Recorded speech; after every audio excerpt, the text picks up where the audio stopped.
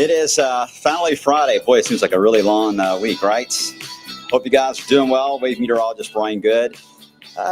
Getting closer to the 10 o'clock hour as we head into the Snow Talk. As we close out the week and get ready for the holiday weekend and a shorter week. I'm sure the kids are hoping for even shorter week, potentially the way the weather pattern is stacking up. A lot of questions in the long term. I'm going to get to where we stand today on that. We have a lot to track even in the short term as well. That would include the weekend ahead of us. So we're going to focus a lot on that today, and then I'll get into some of the nuggets for portions of next week. As always, you guys can comment on the social media side, Facebook, Twitter, YouTube, and Twitch. Options are there for you guys if you want to chime in. I may not always see your comments or get to it, but I will try to. And as always, for all the junior meteorologists out there, if y'all want to always help out, answer some of the questions, it always is appreciated. Okay, snowboard for today. Here's where we stack up. Now, the snow setup for Saturday night and Sunday, that's looking more likely to see snowfall in the area for Saturday night and Sunday. The question, of course, is going to be amounts and impacts. We're going to talk about that, but the odds of getting snow on the ground in your area are going up. So we'll talk about that in a second. The update, on course, for next Thursday into Friday and the end of the month, trending a little more toward a rain to snow setup, but still very active storm track that has not changed a ton right now into the longer term. All right, today, though, is the day we've been waiting for all week, really for the past couple of weeks, and that's the thaw out in a great way here today. A lot of the snowpack has melted, and we should get rid of, I would say, a good 90% of this today.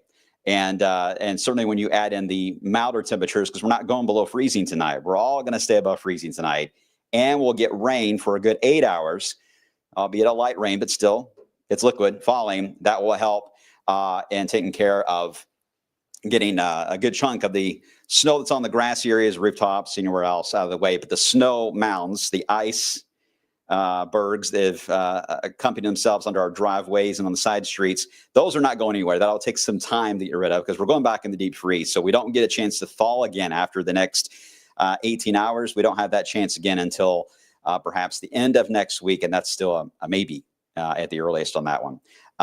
The other thing, too, to keep in mind when the rain moves in, it is going to take all the calcium chloride and the salt that we had in the area and wash it off the roads. And while that's a good thing in a sense of cleaning up our cars a bit, although that takes time, it takes usually a couple of rain events to get to where you don't have any of the semis going past you, and then you get the salt residue back on your windshield again. So keep the washer fluid going. So yes, get the salt off your car if you're able to do so at the car wash, but keep in mind your car is not going to stay shiny and clean for a while. It will still get salt residue back on it again, but you will at least get the heavy off so we can see out our windows too. That's important. But it will also get the salt and the calcium chloride off the roads to where any more additional snowfall that we are anticipating for later this weekend would only allow for 6 spots to occur again, even on the treated spots, because they will lose some of that treatment. So just use a lot of caution as we travel through the holiday weekend, or if you have any travel plans at all. But that's a live view in New Albany. Again, we're seeing more and more of the grass. Dobie, my dog, is excited. Finally has a little spot to enjoy when he goes outside, because at the moment he is not a fan of the snow whatsoever. He's a big baby with that. Okay, 34. We're back above freezing in Louisville. We had some fog around, nothing too widespread. It saw a little bit of the river fog there on the Ohio as you get into Floyd County. So, yeah, we're going to still see some of that in the valley areas for about another hour, and then we'll get rid of that. But a pretty day today. I mean, temperature is already 37 in Marion County, 32 at the mark there into E-Town. Again, we're getting rid of the fog banks. That's good. So we're going to enjoy some of that sunshine. If you look carefully, there's the snowpack as it lights up from the brightness of the sun there this morning. You can see it extends still roughly near the parkways, but a row of counties a little more north than what it has been as of late. And we'll see a lot of this erode away. This will be an interesting image by this afternoon. Should see very little of that showing up as bright as what it is now. The game plan for the upcoming weekend obviously will feature the rain setup that'll be moving in tonight. Here it is now back to the west into areas of Texas. So that will be moving in.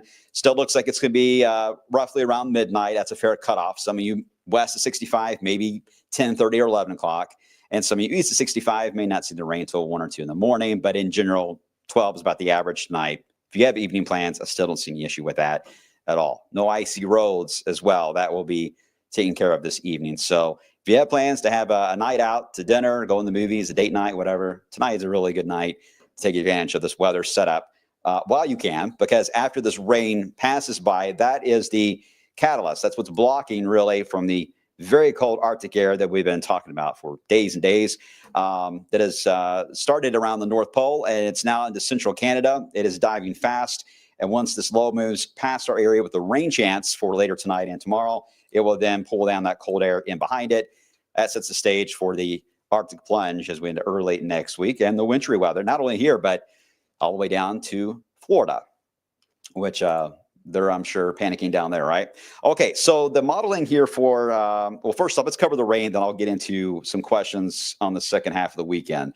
As I mentioned this afternoon, well into the 40s. Some spots, especially in our southern counties, could even get close to 58 or 59 this afternoon. I wouldn't rule that out. Upper 50s. If you have no snow on the ground now in southern Kentucky, you have a chance to get between 55 and 60 this afternoon. I mean, that's a nice little push, right? So everyone head south. Clouds will increase later today in advance of the rain in Texas. Here comes the rain shield again, roughly around midnight. Moves in, not overly heavy. Very brief window for those in Indiana that could see maybe some sleet mixed in with that at the very onset because of the little bit of dry air that'll still be around, but I don't see that being an issue anywhere. So we're not really going to talk about it much because it's a minor concern. The rain itself, averaging still about, I would say, a quarter of an inch has been the theme with this rainfall as it moves in. Much of this will be falling when you are asleep tonight, because by the time we get into about, say, 7, 8 o'clock in the morning, the majority of the rain will be, at least the steadier rain will begin to taper down. Now, this is where the Arctic front is lingering to our north and west. You can see that located across Illinois as you move into areas of Illinois into Indiana, and you can see that plunge of our Arctic air moving in. Now, this is going to be kind of a drizzly setup through midday into the afternoon, and as that cold air catches up the backside of this, there is a narrow window for a brief changeover. Right now, I think Indianapolis has more of a chance at that, a higher chance than anywhere else as far as close by here to wave country. but we'll still be above freezing. And even if we drop to 32 to 31, you're not going to lock the roads up and freeze rapidly that way. It'll take a little bit colder, probably about 29 to 30. When we get to that level, that's when I think we're going to start developing some icy patches, and anything that's in the sky above falling at that point will be in the form of a snowflake and not a raindrop. But it does look light. And I still see a bit of a gap that is forming as we head into Saturday night. Okay, so the rain moves out. We get this gap that forms into the afternoon and early evening. I don't know if the radar is going to be overly active or not, but that's also when the temperature fall will happen. The wind will try to ramp up. It doesn't look overly strong, but strong enough, I'm hoping, to try to dry out the wet roads and any of the snow melt that still could be going on, because we don't want any of that to freeze up as we into Saturday night, but that potential is certainly there. But then we get into Saturday night late, into early on Sunday, and this is where the modeling is still struggling on how to handle this. And it's two different things happening here. We get into early on Sunday morning, before the sun even comes up. The wind flow is going to be very strong at roughly this angle, coming in from Indiana and northern Ohio straight down into wave country. Now, because the wind is going to be a relatively strong flow, you can even see the lines in the clouds, that is going to actually pull off moisture off the Great Lakes, especially Lake Michigan. And that should allow for what we call streamers, which will be these bands of snow that will begin to develop as we head into early on Sunday. Now, they are usually more north and south oriented, but they tend to not move very much. So if they happen to pull the stream right into your county, you could end up with a light coating of snowfall right out of the gate out of some of these by early on Sunday. Sometimes they can overachieve. It's hard to draw a snow map, though, with this kind of a look, because we could end up with an inch or so in Indiana with one of those streamers, while you head into, say, Carroll County or Trimble County in Kentucky, and you don't have anything coming to you from the north, so you don't see anything at all, and yet they're just west of you. So it's going to be a bit of a challenge on gaining the snowfall amounts here for Sunday, but we're going to be very cold at this point, so anything falling will have a high ratio to it, so it will certainly stick. The wind, I'm hoping, will at least blow some of that around to where it doesn't accumulate rapidly, but I do think a gradual increase in light accumulations are likely for Sunday. Now, as we evolve later into the day on Sunday, and we continue to stay in the deep freeze, here's where that low that we've been tracking that sneaks into the Smoky Mountains. We've been talking about this all week, that we need to figure out how fast does it develop in phase with our rain system that's coming in tonight to provide for a little bit of an enhancement of snow over especially Kentucky before it leaves town. And the data continues to hit this pretty hard, that this is going to take place as far as at least light accumulations across Kentucky. Now, I know some of the higher res data is trying to increase some of these totals, but I do think at least some accumulations are on the table for Sunday with very cold air. So we are trending toward an alert day setup on Sunday, especially for those that would have to head out to church services on Sunday morning. There could be not only icy patches, because we're going to be way below freezing, but we also could have some impactful snow showers in the area that can cause some slick roads in a few cases. The details still got to be worked out. We're still fairly early in the game on this, but it's possible it could go an alert day here on Sunday, especially Sunday morning, for some travel impacts. We'll be watching it. If you're traveling, though, east, no doubt the snowfall potential is going to be higher. Eastern Kentucky could easily get a half a foot out of this as that low enhances. So it's worth watching. I don't think it's settled in completely yet, but the trend has been fairly consistent on getting some accumulations out of this. So I think it's time to at least jump on that idea. Okay, so that moves out. The very, very cold air remains in place. As we head into Monday morning, that looks to be the coldest of mornings, with single-digit temperatures, and wind chills Monday morning can easily get to 5 to even as cold as 8 or even 10 below zero in Indiana. I wouldn't rule it out. If we get snow on the grounds, I think those values will trend just a tad lower than currently forecast. But we don't know yet how much snow will fall out of this. We just know some places will get snowfall, but who and how much, that's still being worked out.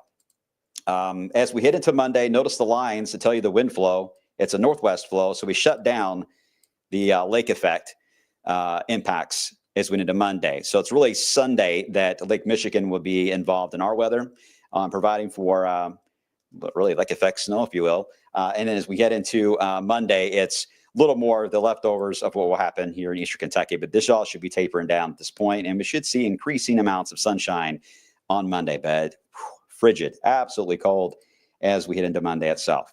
The modeling, here's the matrix. You guys love this.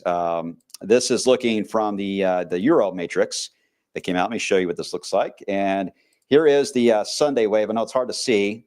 They've mostly filled in overall. I mean, there's more than there have been so far all this week. So it's trying to gain a lot more confidence on light snow. They're all mainly gray, so that indicates this is going to be a light event.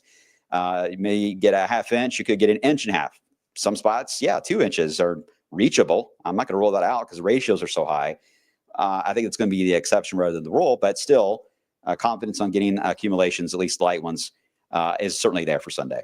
Next week, yeah, you see the noise here for next week, but it's not really indicating which day stands out, right? It's kind of all over the place, and they're not really filled in very well. So there's a lot of debate still on how that will play out. I'll show you some maps here in just a second, but that's where we stand on the snowfall side of things for Sunday. And then there's a snapshot of your Monday morning. These are actual temperatures, not wind chills, coming in at 6 above here in Louisville and single digits in Indiana, even below 0 in some cases. But again, the wind will be easing down, but still the strongest of the wind will be at this period. So the worst of the wind chill will be here as we head into portions of Monday morning.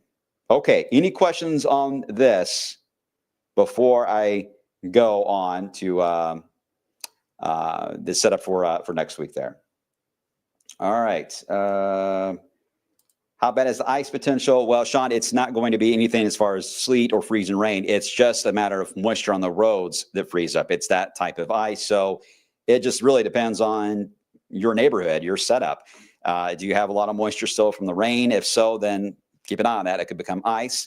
If the wind, or you get enough of a drying period, because there will be, again, that quiet period Saturday afternoon, maybe the roads dry out and the wind may be enough to keep us from having widespread icing issues, which I'm hoping is the case, but I can't rule out icy patches for sure, especially areas that have those snow mounds that the rain and the warmer temperatures are going to melt them down. That will just kind of spill out in the road and could cross over lanes of traffic. And if you're traveling, you may think it's just wet roads, and then you hit that patch of ice, and then it's a different ballgame, right? So it's that type of setup, not anything falling from the sky, to make sure I'm clear. Danny, will we see a winter weather advisory on Sunday? I don't know. That's a Weather Service call. It's possible. Typically, they trigger more for amounts that are likely over 1 inch over a general area, but it's going to be a challenge on the snow map because of those streamers. You're going to have a tough time trying to draw something like that when one county could get 1 to 2 inches potentially, and the next county flurries, and that's it, if anything. So that's tough. That's tough. But I'm sure they'll update us this afternoon. We'll keep you updated too as we evolve the weekend. And Carson's going to be here all weekend to keep you updated as well. Let's see. Kenneth, you mentioned earlier this week the temperatures downtown didn't get as cold as expected. Is it the heat on effect? Some cases. There was also a wind. It wasn't very strong, but it was still about 5 to 8 miles per hour, even over the snowpack, which was interesting for our area. It did prevent the thermometer from dropping too wild. Typically, a light wind and a snowpack is what you need to get really a big plunge. But Kenneth, we'll work on that for next week. We got to figure out if we get any more snow back on the ground again by the time we get into this next Arctic blast. But you're paying attention. I appreciate that. Okay, and Tyler, get to you. How you doing, Tyler? Traveling to Gatlinburg this weekend and coming back on Monday. How will we be there in the mountains? Not fun, Tyler. I do think the mountains, especially this central and northern section there as you head out of the Smokies, heading into more North Carolina, East Kentucky. That's where I'm sure they'll have either winter weather advisories or winter storm warnings that could go out for those mountains. So please be careful. You know that route is always tricky anyway. But the eastern Tennessee portion of that, I do think we'll get some snow. So just keep an eye on the trends on that. But that will be more so as we head into Sunday into to Monday there. So I'm hoping by the time you hit the roads, hopefully they've got at least some of that mountain pathway there cleared up. But be careful. Okay, so everyone's already talking about next week. So let's get to it. I'm not going to show you any actual maps of the modeling as it stands in each model run for next week. I'm going to show you ensembles because that's the only way I still think we can approach this. I haven't been able to show you actual maps of this setup for next week all week long, and I don't plan to right now either because I think that's it's all over the place. It's too confusing. So I think that this is the better way to really explain what we're facing. First off, for the system that's getting a lot of attention, especially for those that are in the Carolinas and Florida, Georgia, it's been a big talk, right? Is this southern wave here? This is the GFS ensemble for that wave. Notice only one maybe has a sort of a hint that they may get close to us, but the majority suppress this down. Confidence is growing much more today that this is going to miss us, and this is going to be a southern system. But now they got the challenge of whether or not it's going to be the Carolinas or will it be in the Gulf of Mexico and miss Florida altogether. Isn't that wild that the panhandle of Florida could be too far north for a winter storm? Imagine saying that. That doesn't happen very often, but it's possible. But the coastline of the Carolinas and Florida need to watch that because there's still a pretty strong signal on getting accumulating snow. When you look at the potential to get at least 1 inch of snow out of that, I'm sure they could get more, but the potential to get 1 inch, this smooths out all those maps you just saw. This kind of gives you the average of what you just saw. And notice it focuses around Louisiana, Georgia, and the Carolinas, perhaps even Cape Hatteras. Couldn't even have a burst of snow out of that. But notice we're okay. The odds have really diminished for our area. Okay, so what about the late week system? Well, that one's going to take a very similar path. Now, the cold air will be a bit configured differently by that point, the shape of it, of the trough, but what shape is still going to be determined here on what the path will be for the system. But notice this is the GFS ensemble. This will be next Thursday into Friday. I don't know the timing yet. I don't know if it's Thursday morning or Thursday night or Friday morning. I don't know that. I know you may ask that. I don't know. But I know that's the window we're looking at, Thursday into Friday. That's the best we can say for now. But notice it's got a hit there. There's 2, maybe 3. That's one's kind of far to the south in Tennessee. There's 4. That one's a little more rain to snow. That's 5, though. 6, maybe 7. Let's see. A hint of 8, 9, 10, 11. That's about 11 out of the 30. So that's nearly half, right? That are showing at least some impacts of wintry weather into our area as we enter next Thursday and Friday. Now let's do the same thing. Let's smooth out the idea, the chaos you just saw there, all those maps. What is the potential of at least 1 inch on the ground or out of the system for Thursday and Friday? And notice as a bit more of a spike into Kentucky, more so in Tennessee. That's about a 30% odd. Right now for Tennessee, 30 to 40%. So there is still a chance that this could scoot to the south and miss us as well. But our southern counties, like near and south of the Bluegrass and West Kentucky Parkways, could be more at risk of that. I don't know yet about a northern trend on it. Not sold yet on that. I need a little more convincing. But I think Tennessee and southern Kentucky, yes, I do think it's fair to raise awareness for this right now. We'll keep the chances low on it, but that is one that has much more potential and impact us than the one, obviously, that's going to hit the Carolinas and Florida early week. All right, so that's the 2 systems on that. So let's take it a step further. That's the potential for 1 inch of snow. How about the potential to get, say, 4 inches or more, which would be technically a winter storm for the region? Odds are low, still about 10, maybe 15%, but it does aim it across Kentucky and Tennessee. Interesting. Okay, so we'll just have to see how that plays out. I know you may ask about something long-term from that. That's where my data stops today. I have not had a chance to go beyond that. Just way too much to look at today. So I apologize. We'll get into that. I'll be here next week, and we'll cover that in a little more detail. Carson's going to be here too this weekend, so if he sees anything that he's able to talk about long-term, he'll cover that for you all. Okay, so... too many maps to pick from. Pick the best 3. Exactly. It's kind of like playing Price is Right or something, right? Let's see.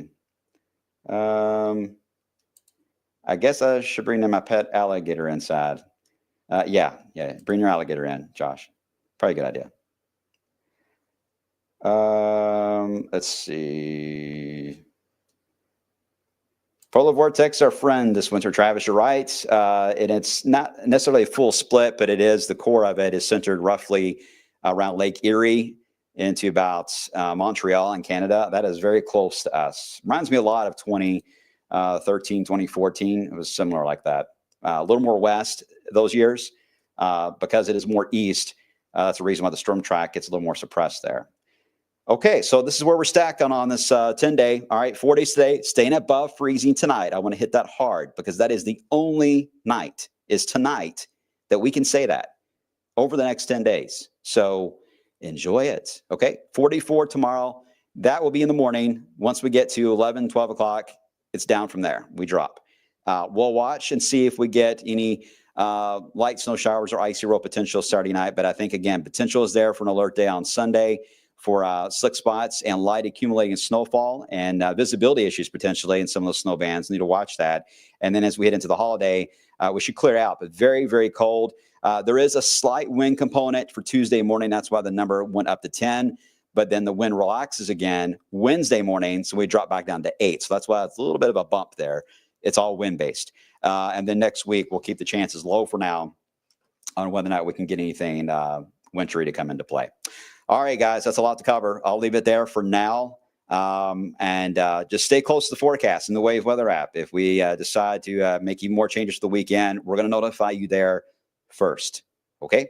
So it's very important to stay close because I'm willing to bet you there are going to be some changes as we evolve through this weekend. It's been a long week, guys. I'm going to get quiet so you can get out there and enjoy this heat wave.